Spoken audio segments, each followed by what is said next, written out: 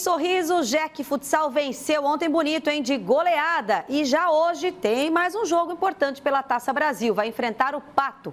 A gente fala agora com a Drica Evarini, que conta então como foi a partida que o tricolor venceu por 6-0 o House Via Motos e o que esse placar significa na colocação para a classificação na próxima fase. Olha só.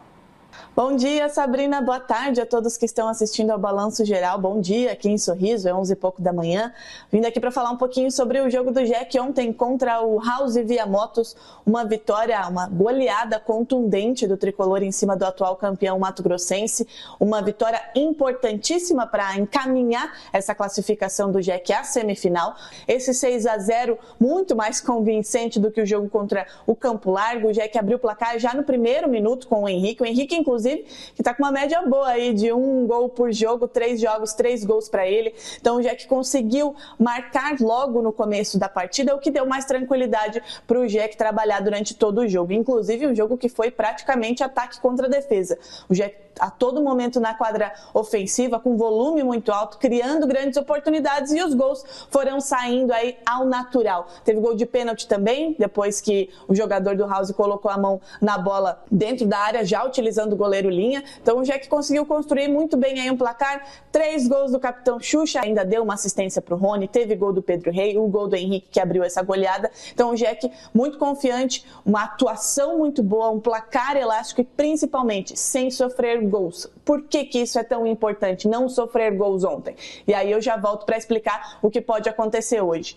O Jack chegou a 7 pontos, o Corinthians pode chegar hoje a 7 pontos também. O primeiro critério de desempate é o confronto direto, os dois empataram. Então, o que acontece? O Jack está com 7 pontos, vai enfrentar o Pato. Se empatar, está classificado na segunda colocação. Se vencer, assume a liderança. Mas se perder, aí o Corinthians, se vencer, a gente vai para esse critério de desempates. E o critério de desempate é o goal average. O que é o goal average? Você pega os gols efetuados, divide pelos gols sofridos. Quem tiver a maior média, avança. Por isso que é tão importante não sofrer gols para que essa divisão seja aí com o menor número possível. Esse 6-0, por isso foi tão importante. Então, daqui a pouquinho, às 2 horas no horário local, 3 horas no horário de Brasília, já podemos ter a definição dos dois classificados desse grupo. O empate classifica o Jack na segunda colocação.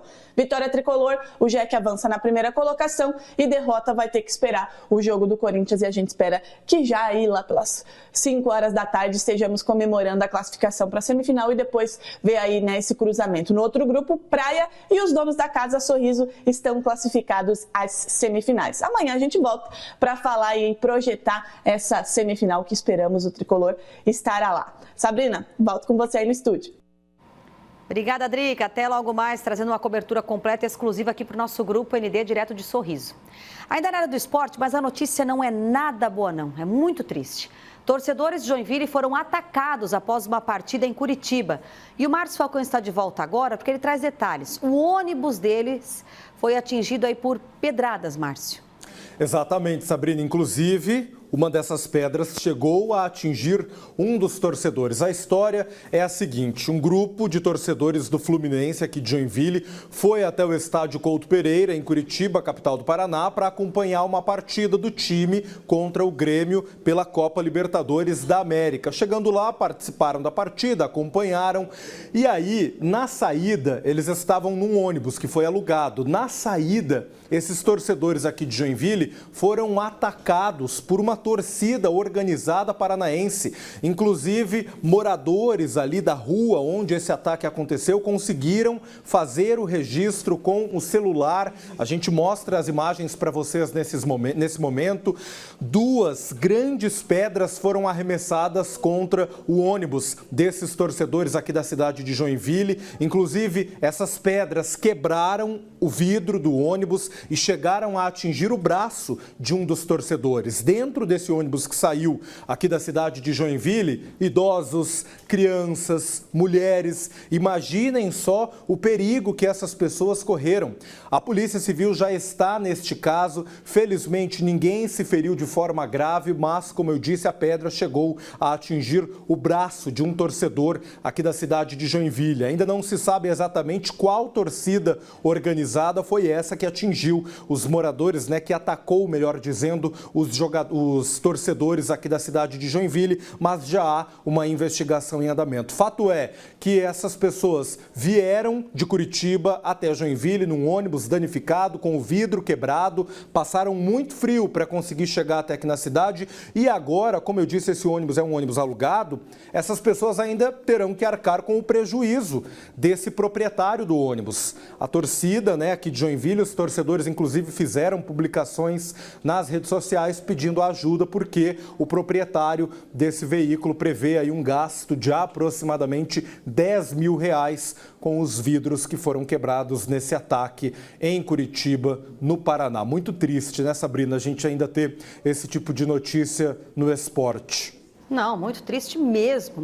Não tem como a gente olhar as imagens do momento ali em que eles estão jogando as pedras. Aquilo ali, torcedor não é, né? Porque a agressão não acontece. O torcedor vai com a camisa, quer levar emoção, quer levar toda a energia que se espera para o time. Imagina aí a família, né? Pais, filhos, felizes da vida. Ó, vamos ver aqui pertinho em Curitiba, vamos dar uma olhada no jogo para acabar da maneira que acabou. E olha, o risco que isso pode correr, porque infelizmente já tivemos tragédias que foram pagas com a vida por conta de pedrada. Então, muito triste mesmo. Por isso que hoje, viu, Márcio, não sei você, mas perguntar para mim, vamos no estádio? Não vou não, tá? Não vou não. E meu filho pequeno também vai ficar em casa por se depender de mim, inclusive depois. Porque a gente, é cada notícia que só nos quer deixar mais em casa, o que é para ser uma festa, celebrar a torcida, infelizmente. Obrigada, Márcio, pelas informações, trazendo pra gente. Esperamos que essa realidade possa mudar e que venha, assim, a essência do que é um jogo. Futebol, torcida, aqueles gritos de torcedor, parar por aí. Porque quando parte para essa parte, aí já era policial, né? Não é torcida.